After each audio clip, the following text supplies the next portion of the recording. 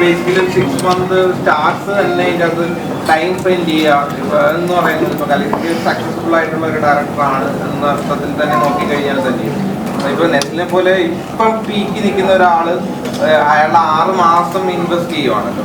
അപ്പം basically അതെങ്ങനെയായിരുന്നു നോക്കിക്കണ്ടൊരു director? അത് ഭയങ്കര ഒരു ഉത്തരവാദിത്വം കൂടിയാണ്. ഉത്തരവാദിത്വം എന്നുള്ള നിലയിൽ അത് ഒരു ആർട്ടിസ്റ്റ് നമ്മളെ അങ്ങനെ വിശ്വസിക്കുമ്പോൾ ഒരു 6 മാസം സ്പെൻഡ് ചെയ്യാൻ വേണ്ടി അയാൾ റെഡി ആകുമ്പോൾ ഒരു ആർട്ടിസ്റ്റുകൾ മാത്രമല്ല, ഒരു കൂട്ടം ആളുകളുണ്ട് അങ്ങനെ നമുക്ക് വേണ്ടി ടൈം സ്പെൻഡ് ചെയ്തിട്ടുള്ളത്. അപ്പോൾ അത്രയും പേര് നമ്മൾ വിശ്വസിക്കുമ്പോൾ ഉറപ്പായിട്ടും നമ്മൾ റെസ്പോൺസിബിലിറ്റി കൂടും. അവർ അത്രയും ഒരു എനിക്ക് തോന്നുന്നു സിനിമ നമ്മൾ ചെയ്യാൻ ഉദ്ദേശിക്കുന്ന സിനിമ പ്രോപ്പറായിട്ട് എനിക്ക് അവരിലേക്ക് കമ്മ്യൂണിക്കേറ്റ് ചെയ്യാൻ സാധിച്ചതുകൊണ്ട് തന്നെയാണ് അവർക്ക് അത്രയും വിശ്വാസം സിനിമയോടും ബാക്കി കഥയോടും വന്നതും അവരതിനു വേണ്ടി ടൈം സ്പെൻഡ് ചെയ്യാൻ റെഡി ആയിട്ടുള്ളൂ.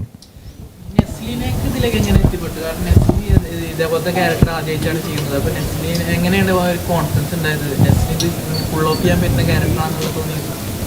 നെസ്ലിൻ ഇതുവരെ ഇത്തരം കഥാപാത്രങ്ങൾ ചെയ്തിട്ടില്ല എന്നുള്ളത് തന്നെയായിരുന്നു അതിൻ്റെ ഏറ്റവും പ്ലസ് പോയിൻ്റ് ആയിട്ട് എനിക്ക് തോന്നിയിട്ടുള്ള കാര്യം.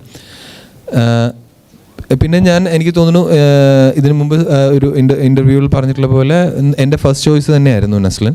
നമ്മൾ വേറെ ഒരു ആർട്ടിസ്റ്റുകളിലേക്കും അങ്ങനെ ഒരു ജോജോ എന്ന് പറയുന്ന ഒരു ക്യാരക്ടറിന് വേണ്ടി പിച്ച് ചെയ്തിട്ടില്ല.